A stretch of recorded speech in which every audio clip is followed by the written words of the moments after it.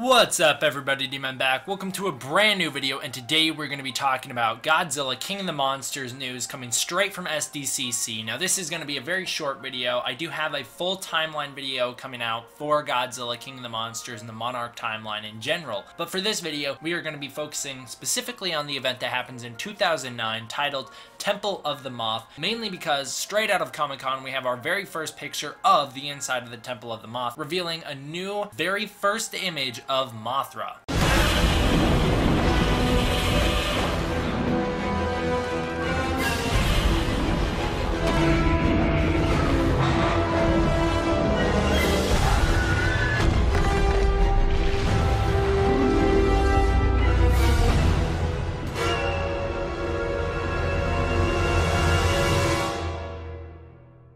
So of course we know that sometime before the 1970s, before 1973 specifically, which was the mission to Skull Island, there were paintings discovered inside of a temple that reveals some sort of picture of Mothra. We know this because we've seen it at Skull Island's end credit scene. However, when we got the new Monarch timeline, we found out that not only was Mothra discovered, but I guess coming straight from Comic-Con, we found out that a new picture of her was found on the wall. I'm going to talk about the picture before I talk about the timeline link, just because I think the picture is the most interesting thing. Obviously, looking at this reveal picture of Mothra, you can see the clear Mothra design looks very similar to usual. You have the same kind of circular patterns, which are going to be very colorful on her wings, so it doesn't look like they're straying too far from what we know and love with Mothra. You can see the egg of the Mothra above her, and then you can see two twin caterpillars to each side of her. Now notice, there is no fairy anywhere to be seen on this picture, at least not that I've noticed. If you guys can see the two twin fairies, please tell me where they are.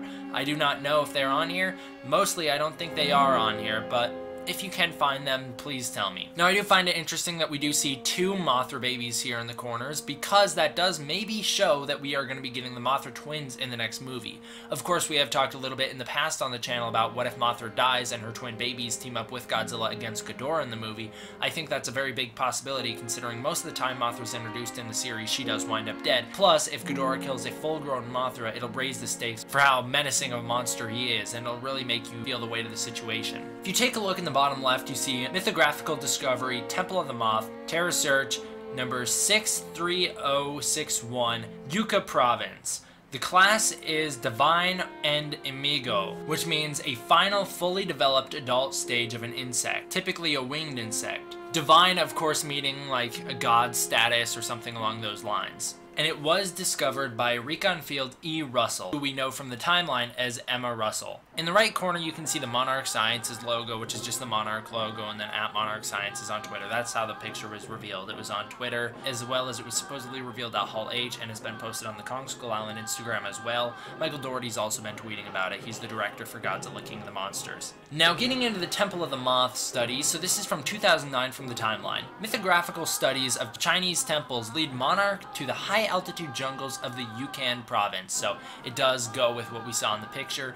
Dr. Emma Russell, once again, goes with what we've seen in the picture, and her team follow a mysterious bioacoustic signature to a previously undiscovered Mesolithic temple, within which lies a giant cocoon.